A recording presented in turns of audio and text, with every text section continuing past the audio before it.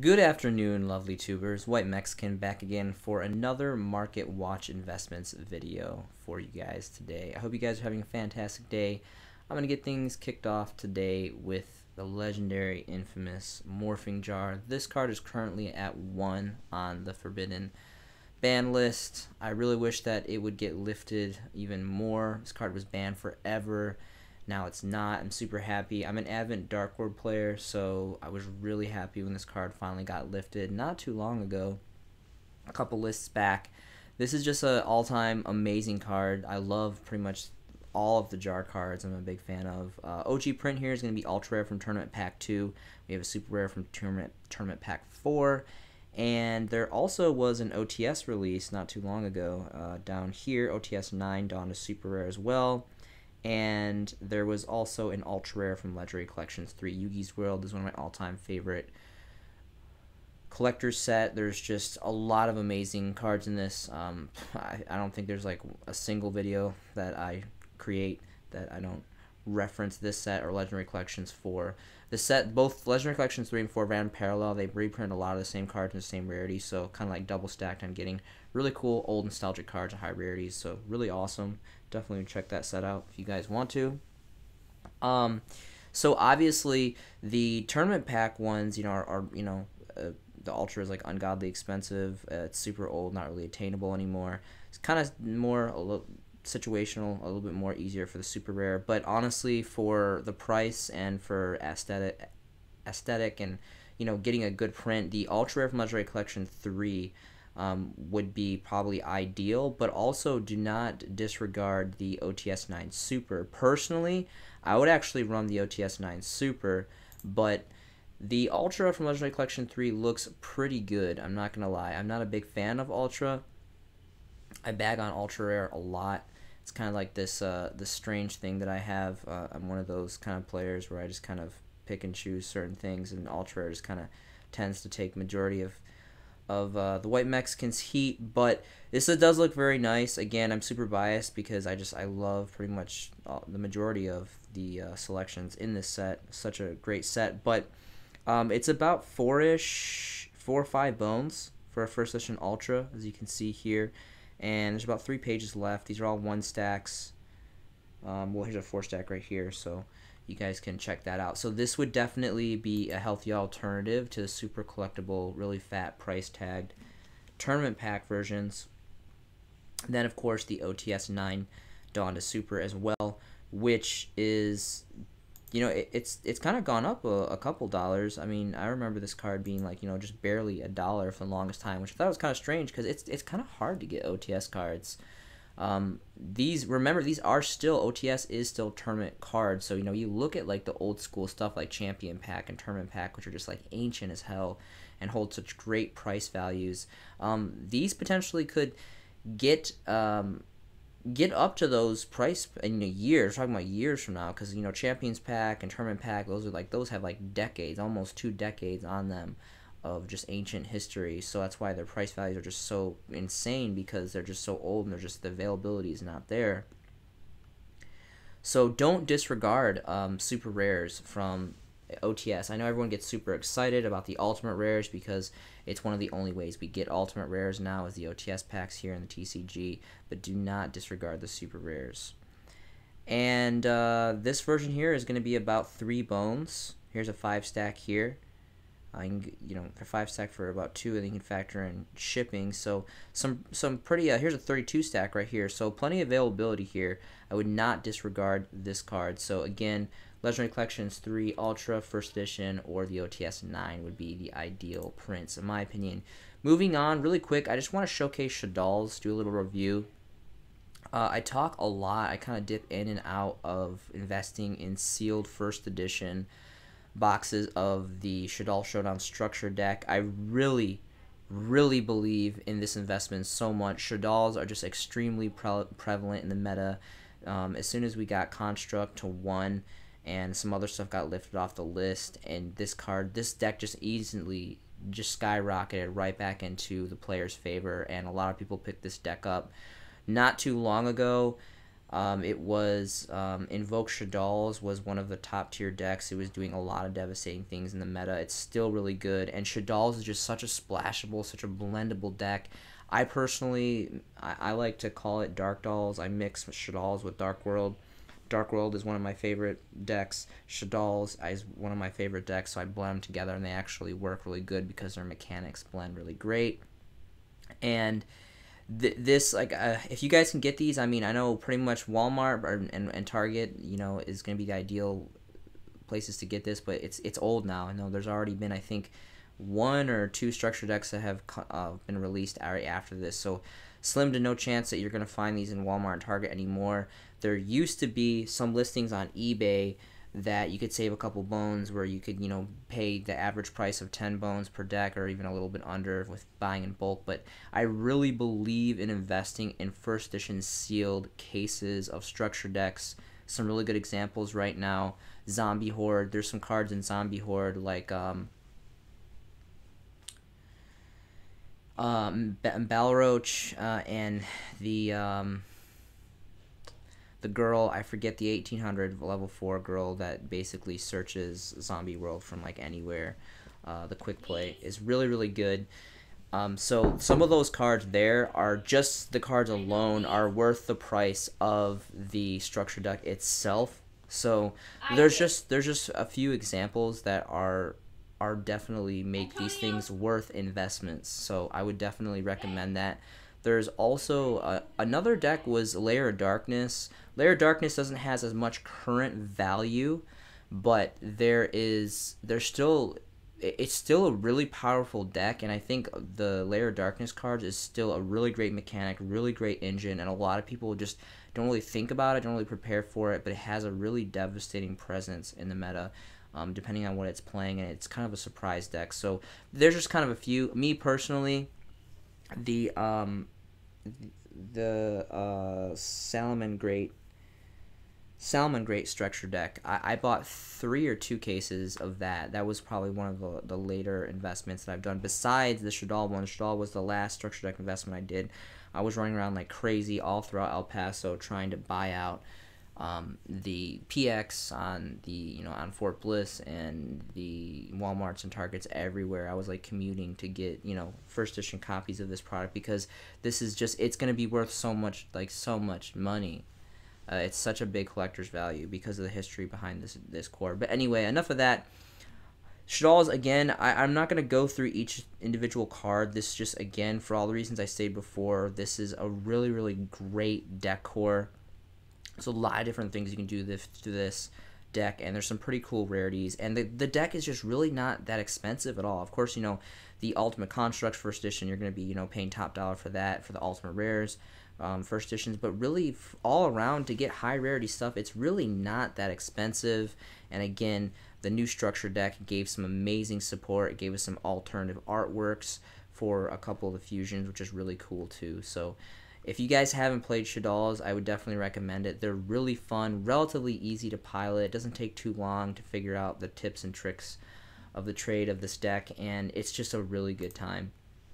Next is going to be Chaos Sorcerer. So there's some pretty cool prints of this. I really wish that we'd get a secret rare print. I mean, we have the Turbo Pack Booster 2 Ultra Rares, which are, they've got very fat price points now. The Legendary Collection's 3 Super Rare. Again, an amazing set. You guys should definitely cross-reference that. And then there is the OG Commons from Invasion of Chaos. These are still really cool. Now, these are still commons, but remember, this is OG Generation 1, very nostalgic, dual monsters era. Like, Invasion of Chaos has a really strong place in my heart. This was, cookie cutter Chaos era. This is when we got this summoning mechanic of removing a light and a dark and busting out a big beater, and with like a killer effect was just completely like unparalleled back in Gen 1 Yu-Gi-Oh! So this is really cool. So I actually do want to go ahead and look at the original OG prints for the commons, just to, out of curiosity to see what the first edition prints. I don't really predict that we're going to find a lot of fat stacks of this, more specifically for the first editions. Again, seeing how this is only a common and kind of just, it doesn't really matter what the rarity is, always go first edition. Remember, this is an investment market watch channel, so a lot of the things I cover personally is for collector value, and you have to go first edition if you guys are going to go into the collector's market. So it looks like the first edition here, it's a 1 stack. It's about roughly 2 bones if you factor in shipping, and that's pretty much going to be the average, at least for these two on this page. As I predicted, it doesn't really look like there's many stacks. It's a little over 2 bones here for this one, so this is going to be a little bit more difficult to get because, no one's really going to want to pay all these shipping fees just to get one. But then again, granted, for what it's worth, I mean, it's pretty much all you're going to be left with, because of just how ancient this set is. But, there's a couple pages, so maybe there's some fatter stack towards the end, so you guys can dip into that if you want. Ideally, I would say, I mean, that's just me personally. I really like original print stuff. I really value original print stuff. Now, if a higher rarity comes out, if it's like an ultra rare, I'm not really impressed. But if it's like a secret rare or something higher than that, obviously, yeah, that's pretty cool. But then there's other times when I just like secret rare in general. Kind of like as an example, what's the Colossus, the main Thunder Dragon card that came out in OTS as an ultimate rare, but I prefer the Soul Fusion secret rare first edition. Same thing with like Max C. Max C came out as a OTS ultimate rare, which it's too dark. It just looks too dark. I mean, it's cool. It's ultimate rare. It's expensive. Everyone's going crazy about it. But honestly, give me my Extreme Victory first editions like all day long, lightly played near mint, and like that's all I need. But it's all player preference. Toon Chaos donned a rare, which was, I mean, not really prevalent. I would much rather have a first edition common over this rare, but this definitely deserves a secret rare print. Ideally, I guess it like either the common or the super rares. Super rares are actually relatively expensive. This because you're not gonna go. I mean, I would not pay $80 to $60 for a turbo pack ultra of this. I mean, it looks pretty good, and I like turbo and tournament pack stuff, but it's just not worth the price point in my opinion. When you can literally pay 5 bones and get a super rare, or pay $2 and get an OG print first edition common, I mean, the nostalgia factor and just the collectability of that is just going to be more for me, better for me personally, I think. But, again, it's just going to be personal player preference. But that's all I'm going to say about this. Again, I'm still waiting for a secret rare. I think of a set eventually. I think there's potential to get a secret rare, and I'm going to be all over that. Next is going to be the legendary Chaos Emperor Dragon. So, collector's rare. Toon Chaos donned a collector's rare. This was a really cool set because it donned our first collector rare cards. The first time I saw these actually was when I was in Japan. I used to be in the military. I was in the Air Force first for several years, and then I transferred to the Army for a couple months before I got out of the military. But when I was in the Air Force, I was in northern mainland Japan at a small air base in Misawa, and it was like I saw these all over. I was like, what is this? I remember going to the card shops in Japan and seeing collector's rare all over, and they're like mad cheap. Like, it's insane. Like, Japanese cards in Japan are just like so incredibly affordable, and like pretty much there's a lot of things that they've had collector's rare for quite a while now. So a lot of these come collector rare, and it does look very nice. The price values of these, I knew the ratios are going to be kind of crazy, but I think they're extremely overpriced. They do look good. They're not as good looking as the OG Ultimate Rare. Like, they look good, but they're not as good as just Ultimate Rare. I personally prefer Ultimate Rare, depending on, the coloring and what the card is. Personally, of course, I prefer this card and the original print Secret Rare, because this just really pops the artwork. It really just gives it a really great aesthetic look. And, it's just the OG print. So, but it's cool. I'm really happy that we have collector's rare. I hope Konami produces more sets that have collector's rare, because it's nice just to add new rarities into our TCG and kind of adopt from the OCG. So, again, some pretty cool prints. Obviously, the best is going to be, original secret rare first for me. Of course, there's the ultimate rares. This kind of doesn't really do justice. I think the ultimate rare looks quite a little bit more better pleasing to the eyes in person. This is kind of a crappy photo of it, but it does come off a little dark, so that's why I do also more points for the secret. The Lost Millennium did a special edition ultra rare. There was a Shonen Jump one, and there's this other stuff here. So really quickly, just out of curiosity, because it's been quite a long time. The last time I actually had 2 versions of these. I think they were in between Lightly Played and Near Mint, first edition OG prints, and I actually sold each of them for $80 a piece.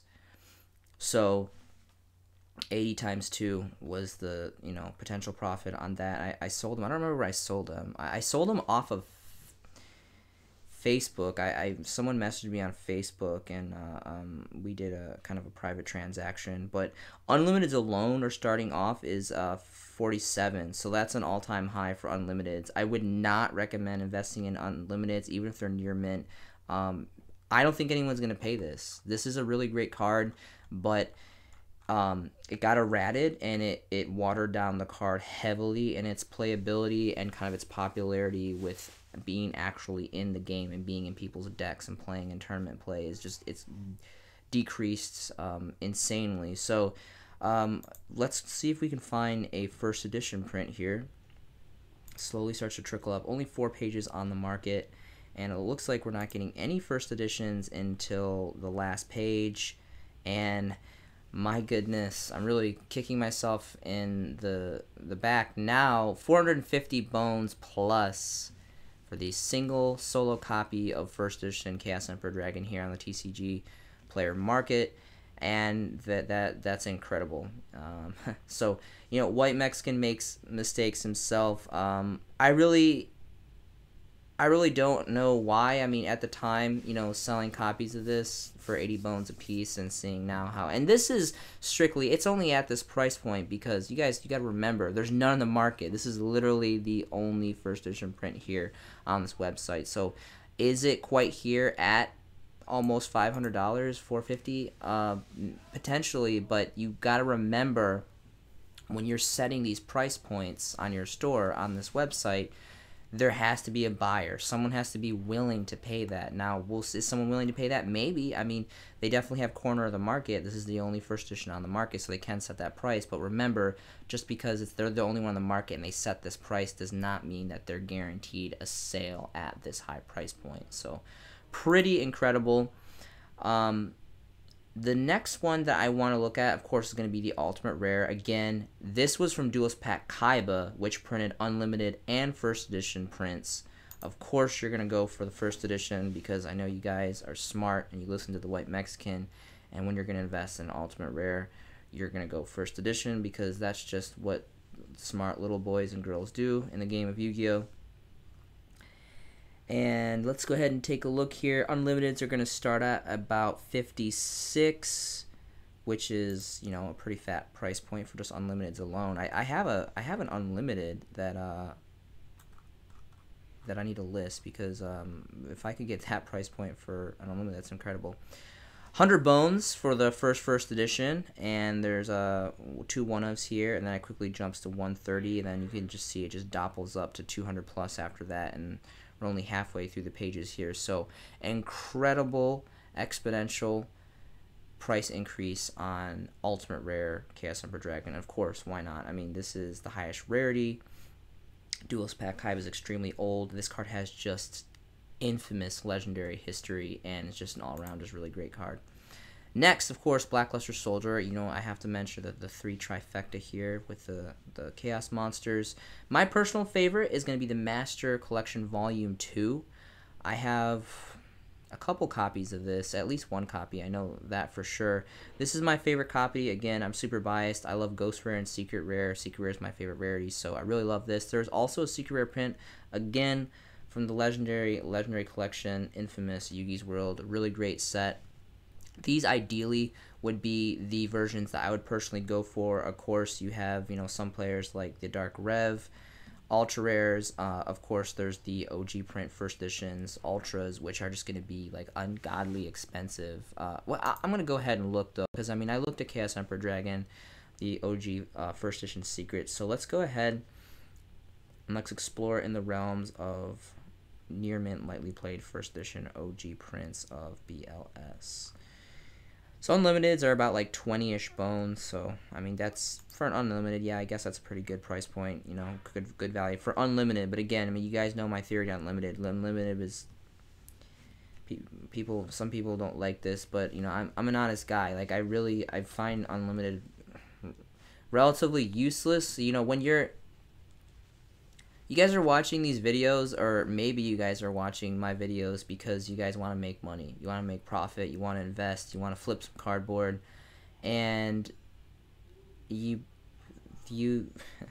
the value is always going to be in first edition. Like, you know, the proof's in the pudding. You look at the numbers, you look at the trending, you look at the history, and the players that are slinging cardboard that has the first edition stamps, they're always going to have more cash in their wallet. Lightly played, so the first one's 100 bones plus for the first copy here on the second to last page, and then it quickly just kind of trickles up after this. So not too terribly expensive. I mean, it's 100. It's definitely a solid price point for, you know, a single slide of cardboard, but I kind of expect this to be a little bit around like the 200 range, because that's kind of where the Chaos Emperor Dragon is. You know, granted, Chaos Emperor Dragon was a secret rare. And back in the day, was before it got errated, its effect was a lot more powerful. This is still a very devastating card. Now, I have to check the list. It's been a while since I've checked the Forbidden and Banned list, limited list, but I'm pretty sure that both of the cards, BLS and Set, are at 3, which I never thought I would live to see the day that they're both at 3. So that's pretty incredible. Really quickly, before I move on, I do want to do a flash review of the secrets. Again, Master Collection Volume 2 is extremely old. This got released not too long after Original Invasion of Chaos, the core set dropped. So this has got great history. It's really, really old.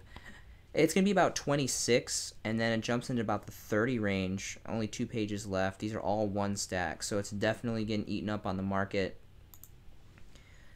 Great, deep, secret rare foiling in this.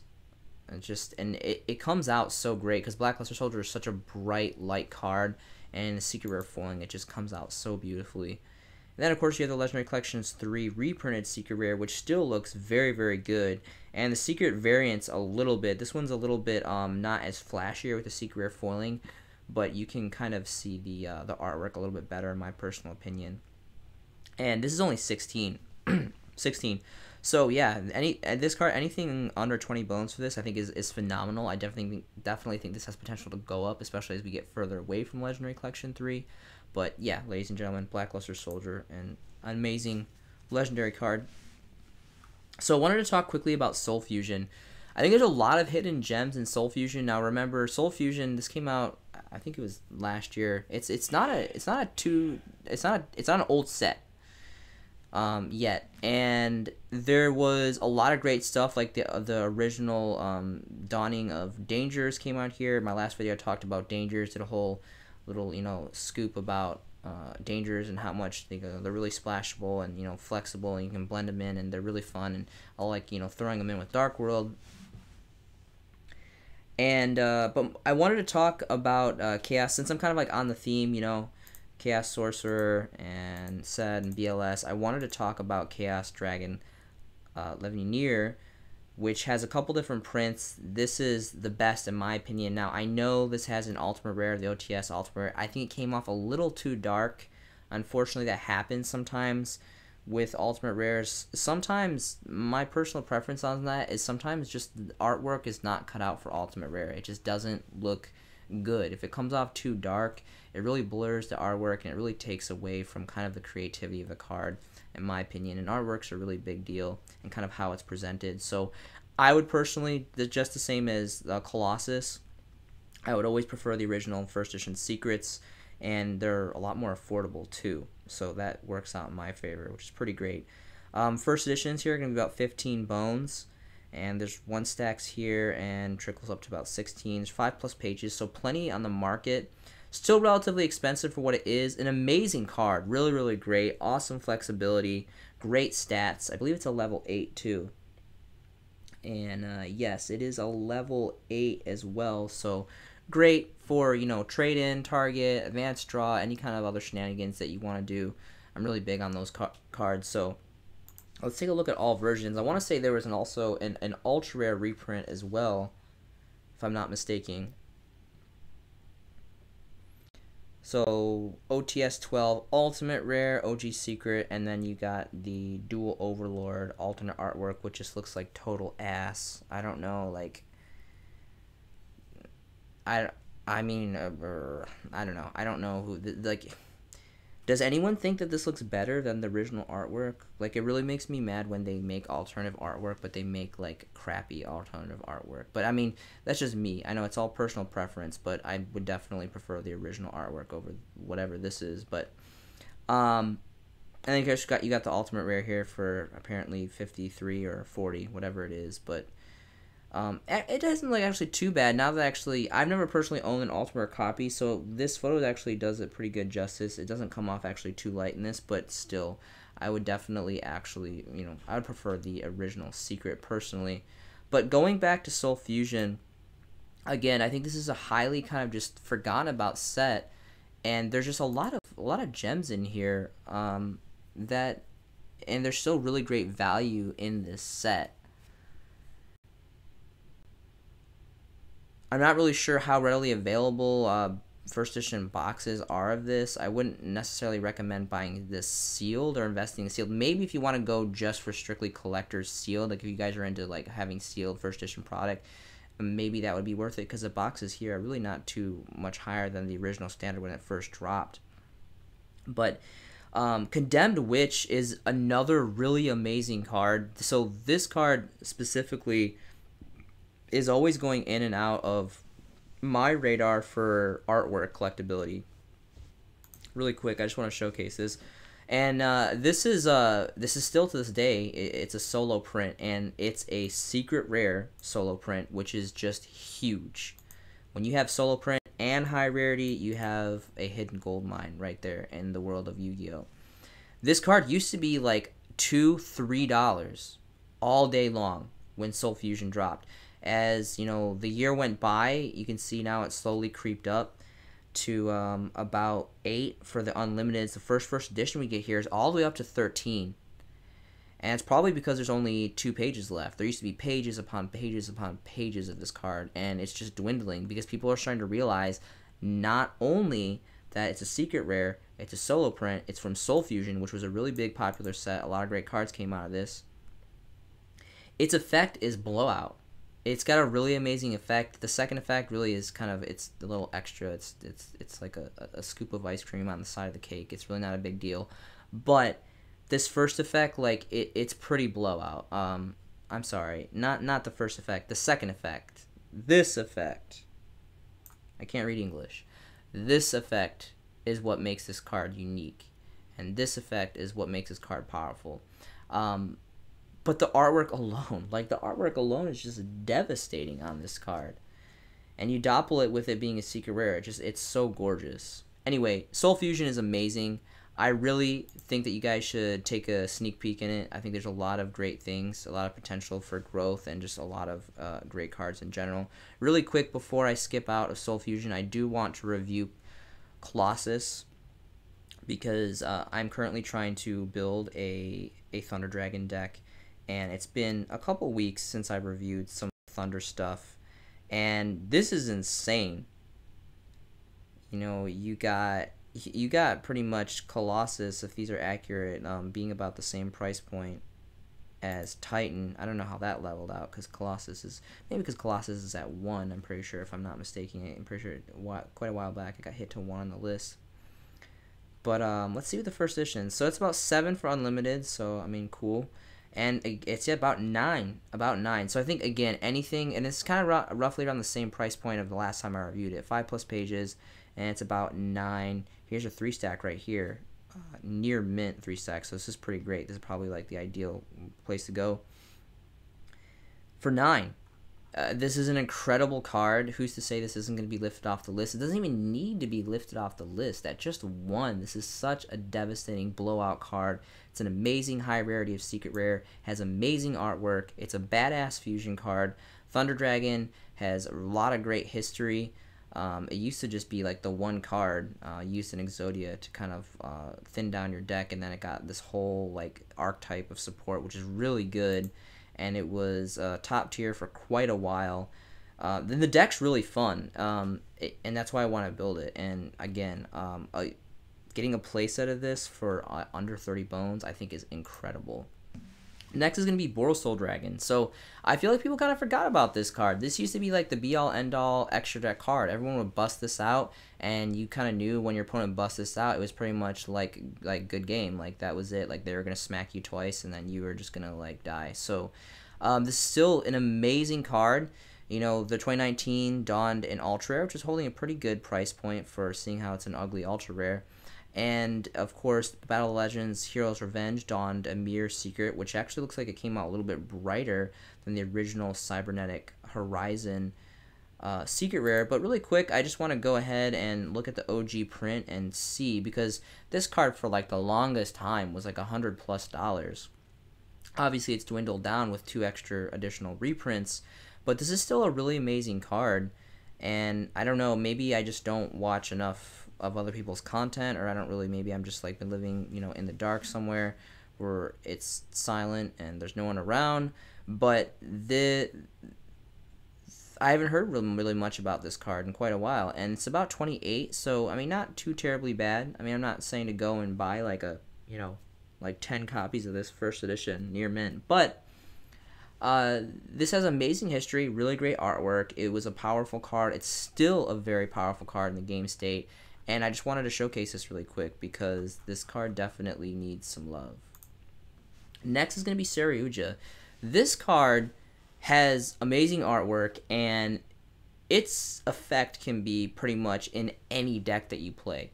Draw power and the diversity of, I think it increases your monster's attack. Like any deck could utilize that. There's a dual Devastator ultra rare, which is for you know, I'm not even gonna you know, talk about that anymore. There is the 2018 Megatins. So this actually was one of the saving grace. 2018 Megatins were just god awful. I made a blunder. I invested very heavily. I got several cases of first edition Megatin, and I was trying to get Ash Blossom.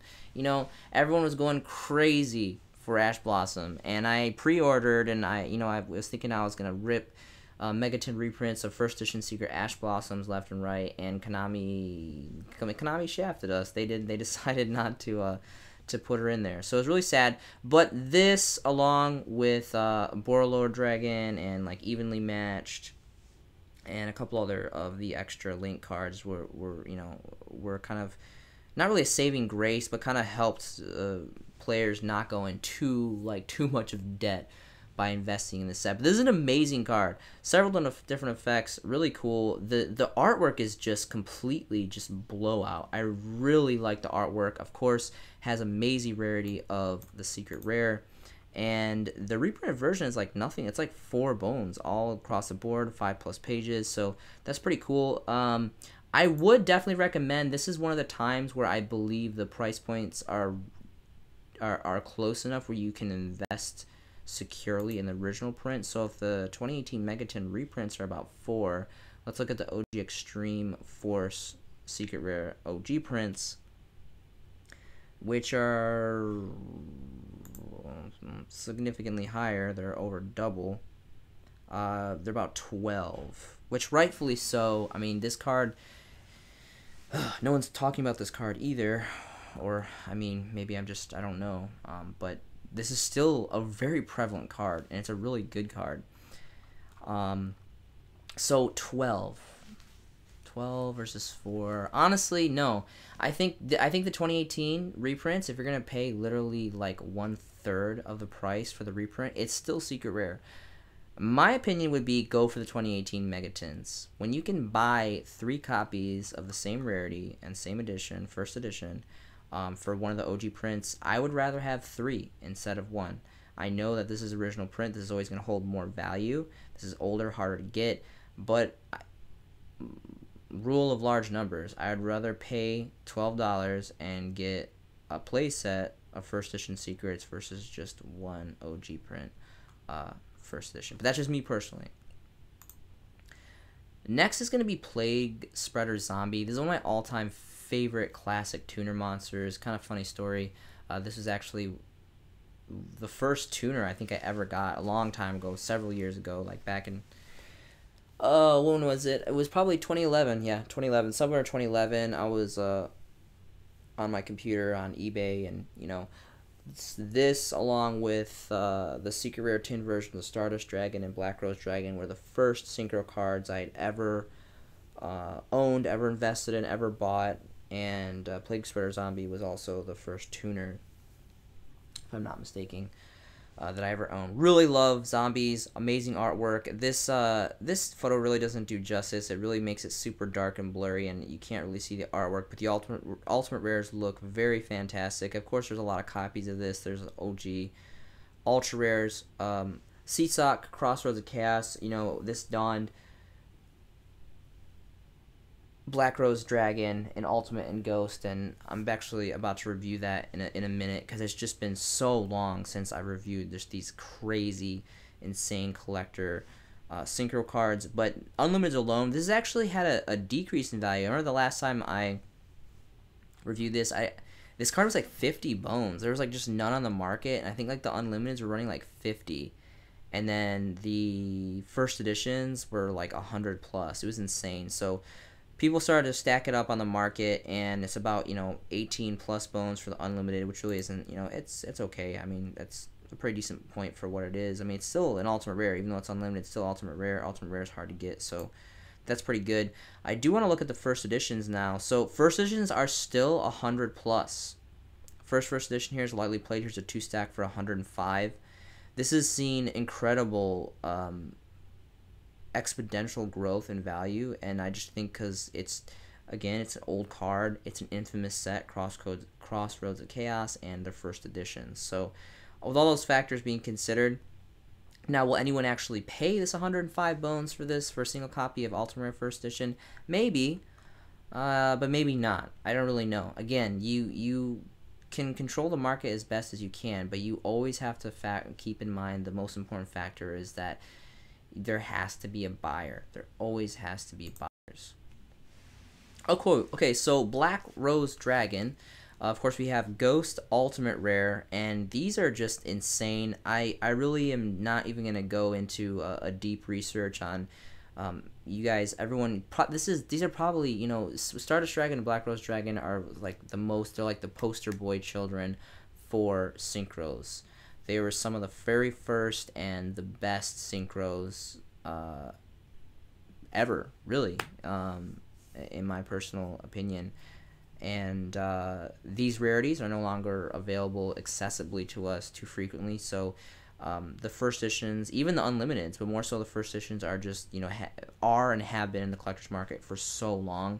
I personally have both versions, Ultimate Rares and Ghost Rares, but unfortunately they are unlimited. Both my Ghost versions and Ultimate Rares are unlimited.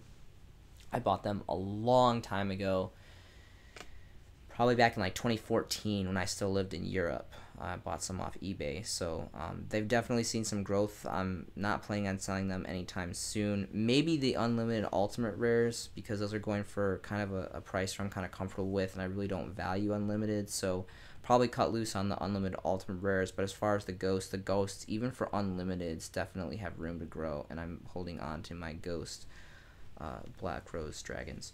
What I wanted to talk about more specifically was the growth of the 2008 10 secret rares, which are right here. No, right here, 2008 10s.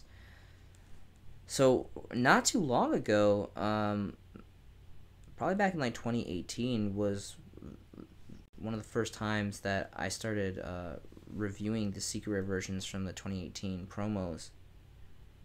And they're, you know, it's not too incredibly impressive. It's about $4, and it quickly moves to about $5, but there's really not a lot of stacks, and then there's only 3 of. So that's not really too crazy.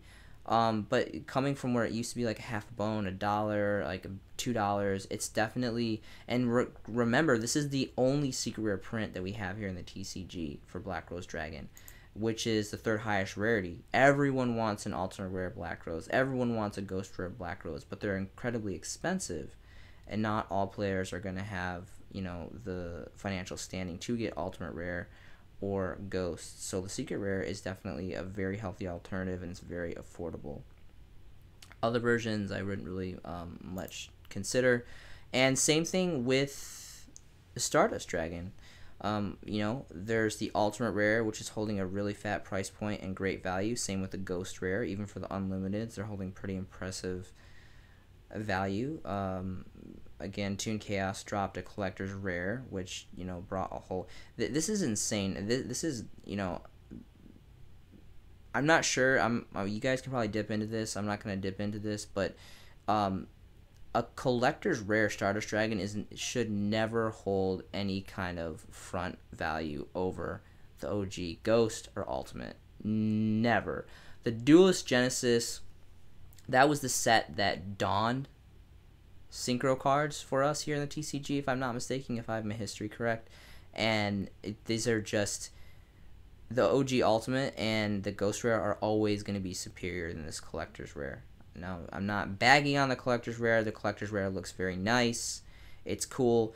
But this price point that is going to compete for the Ghost and the Ultimate Rare, hell no. Like, this is never going to be in comparison, in my opinion. Obviously, the prices are the prices. The market's the market. It's ever-changing. But I'm just telling you guys, if you have the opportunity to drop the money for a Collector's Rare, go for the Ghost and the Ultimate Rare, because from a statistical standpoint and just kind of history-based and aesthetic, get the Ultimate Rare and get the Ghost. Like, this is crazy. But it's interesting. If we look at the Secret Rare 2008-10 promo, it's significantly higher than the Black Rose Dragon for some reason. Really beautiful secret rare foiling here, and this one is about 9. Then it quickly jumps to about 13, and then kind of trickles up after that. 4+ pages. Majority of these are just one stacks, besides these German ones, and there's a 2 set there. But again, Stardust Dragon, I mean, I don't even have to say it. Artwork unparalleled, history, anime value.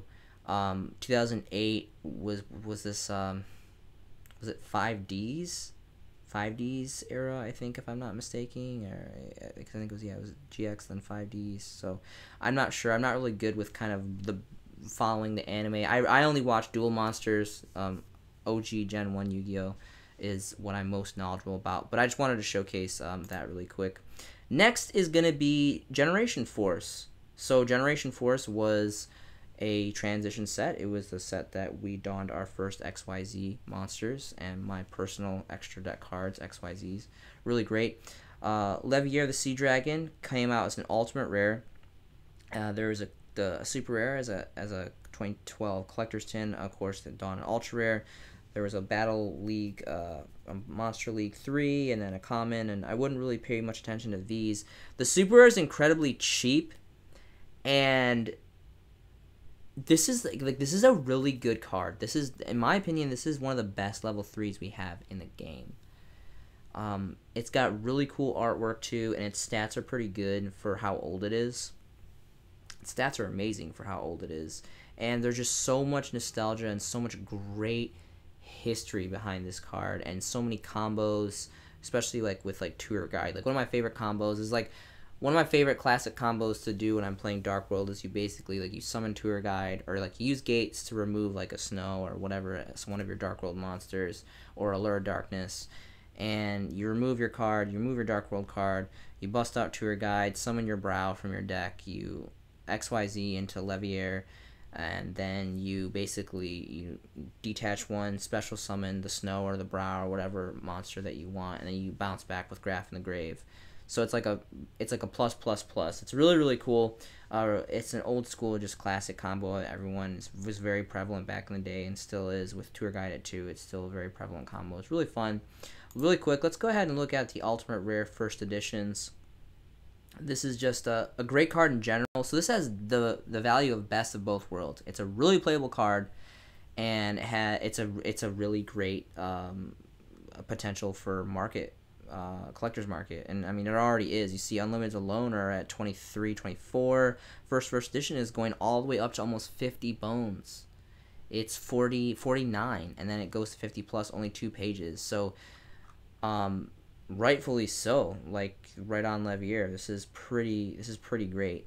And then of course the last card here is gonna be number 17, which was the cover card of Generations Force, number 17, Leviathan Dragon.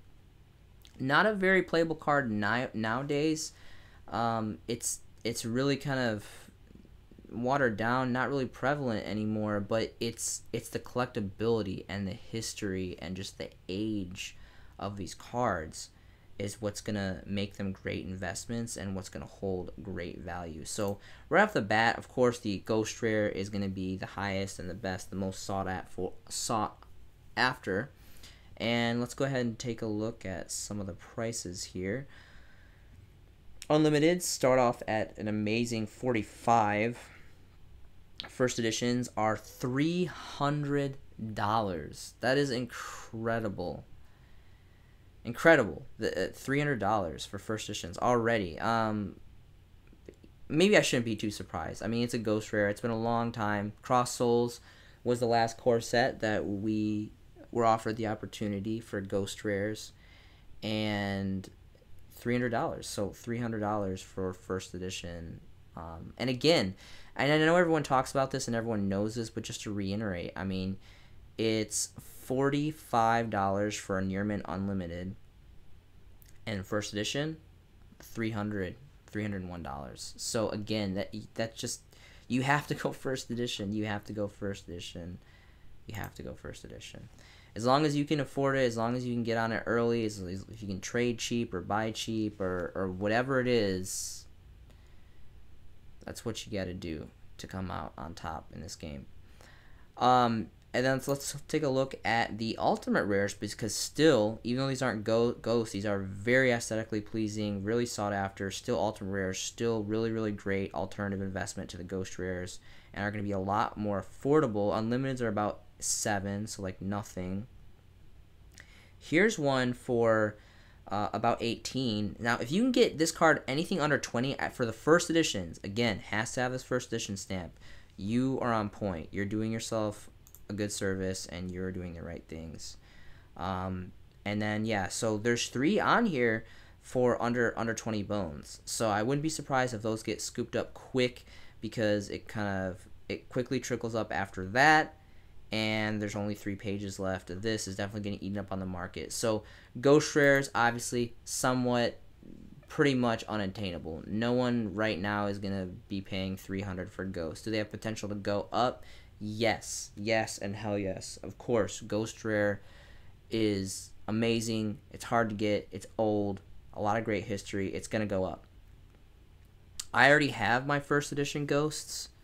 I bought them when I was in Japan. I don't remember what year specifically. It was either 2018 or 2017. And I apologize. I do not remember how much I paid, but it definitely wasn't $300. I think it was maybe 30 or 25. And that's how this game is. This game's turnover is so quick. You have to be on the market. You have to know what's going on. You have to know the transitions.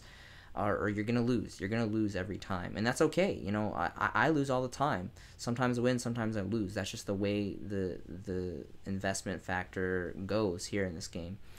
And of course, there's the secret rares, which no one are really looking at. Now, granted, the Ghost and the Ultimate Rare are very beautiful, very collectible, and the price trending is increasing exponentially, which is great. And, you know, even the OG Ultra Rares. But with there being a Ultimate and a Ghost, I would really pretty much negate. I wouldn't even really look at the Ultra Rare. What I would be looking at over the Ultra Rare would be the 2011 Tin Secret Rare promos, because they are secret rare. And this card has really great artwork, and it, again, is secret rare. I think that, my personal opinion, is after the Ghost Rares are gone, after the Alternate Rares are gone, people are going to turn to the secret rare. and this secret rare is literally a half a bone. Now, this isn't something that's going to happen overnight. This is still probably, I'm talking about 3 years, 5 years. This is like very, very long-term investment. No one's just going to wake up in 2020 and be like, I need to buy out all the 2011 tin promo secret rare number 17s. That's not going to happen. But right now, this card is insanely cheap, and I don't think it's going to stay like this forever. So that's just kind of some white Mexican logic for you guys. I hope you guys are making some amazing Yu-Gi-Oh investments yourself. I have social media. The link is going to be below. Please feel free to contact me. Message me on Facebook Messenger is the easiest way to get a hold of me. I would love to hear from each and every one of you guys. I really appreciate the support that you bring to this channel, your guys' comments, and I love the brotherhood, the friendship that this game brings to the table. Yu-Gi-Oh has been a part of my life for so many years, and is such a beautiful thing to have something that you're just so passionate about and that you care about and that you have such a high level of interest in. It really is. You guys need to consider yourself really blessed to have something in your life that you really is just it's healthy too. It's really healthy to have things that you're really interested in, and it's fun that it can kind of factor into like a business model, and you can sell cards and trade cards and buy cards, and you can play online with your friends. And there's, in 2020 we have a lot of resources, and we can kind of reach our arms out everywhere, and it's pretty great that everything that we can do now in 2020 with this game. And I'm so happy that this game is growing. New players are coming in. Konami's been really good about pushing out new product, and they've been pretty fair with the lists, and there's been some really great things happening in the community, and I'm excited as hell to see where we're going next. Thank you so much for watching these videos. I hope you guys are having a fantastic day. This has been a showcasing by the White Mexican, and I will see you in the next video.